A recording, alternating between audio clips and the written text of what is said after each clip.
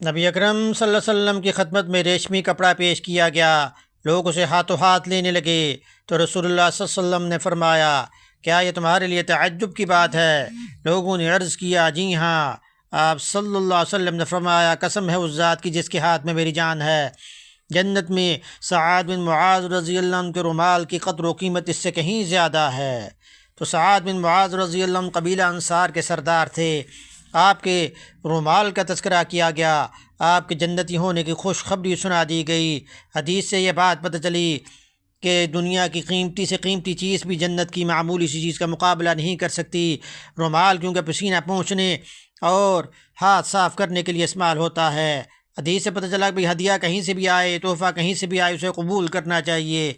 जैसा दूमतुल जंदल जो सऊदिया के शमाल मगरब में वाक़या है, उसके सरदार ने आपको ये कबाब आपकी खिदमत में पेश की गई।